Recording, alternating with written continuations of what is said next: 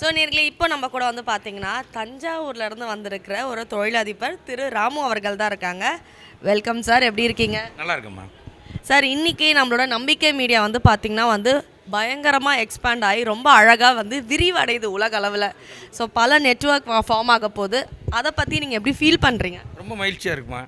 நம்ம இன்னும் இப்போ இன்றைக்கி இந்தியா, சிங்கப்பூர், துபாய் 3 நாடுகளில் வருது. இன்னமும் தமிழர்கள் இருக்க எல்லா இடமும் விரிவடையணும்னு நான் வாழ்த்திக்கிறேன். Super sir. அண்ட் ஒரு பிஸ்னஸ் பர்சனாக நீங்கள் சொல்லுங்கள், நிறைய நம்பகத்தன்மையான விஷயங்களை தான் மக்கள் விரும்புவாங்க, கஸ்டமர் விரும்புவாங்க. நீங்கள் என்ன பண்ணாலும் உங்கள் ப்ராடக்ட்டில் ஒரு நேர்மை இருக்கா, ஒரு நம்பிக்கை இருந்தால் தான் வாங்குவாங்க.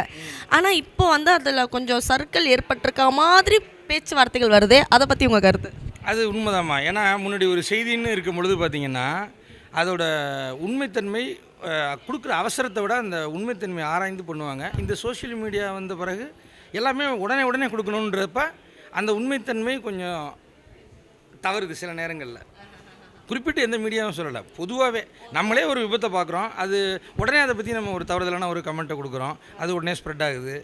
நம்ம எடுத்தோடனே உண்மைத்தன்மை தெரியாமல் நம்ம ஒரு கருத்தை, ஒரு செய்தியை பார்த்தோன்னே பதிவிடுறோம்.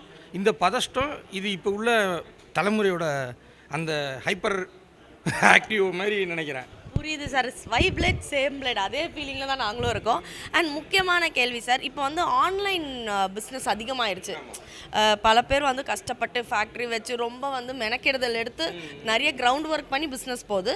ஆன்லைனை நம்ம தவறு சொல்ல முடியாது, அவங்களும் பண்ணுறாங்க. பட் ஆன்லைன் மீது மக்களுக்கு மோகம் அதிகமாகிடுச்சோ, ஆன்லைன் ப்ராடக்ட் மேலே ஆனால் நம்பிக்கை இருக்கா இல்லையாங்கிறத பற்றி உங்கள் கருத்து? இருக்குமா. ஏன்னா நம்பிக்கை இல்லைன்னா இந்த வளர்ச்சி நம்மளை மாதிரி ஒரு டெக்னாலஜியில் பின்தங்கி இருக்க ஒரு இவ்வளோ பெரிய மக்கள் தொகை கொண்ட நாட்டில் அந்த நம்பிக்கை இருக்கிறதுனால தான் இந்த வளர்ச்சி கடந்த அதுவும் இந்த கோவிடுக்கு அப்புறம் பார்த்திங்கன்னா இந்த ஆன்லைன் சம்மந்தப்பட்ட தொழில் மிகப்பெரிய அளவில் விரிவடைஞ்சிருக்கிறத பார்க்க முடியுது. அதுக்கு எங்களை மாதிரி ஃபிசிக்கலாக ஸ்டோர் வச்சுருக்கவங்க பாதிச்சிருக்கோம்.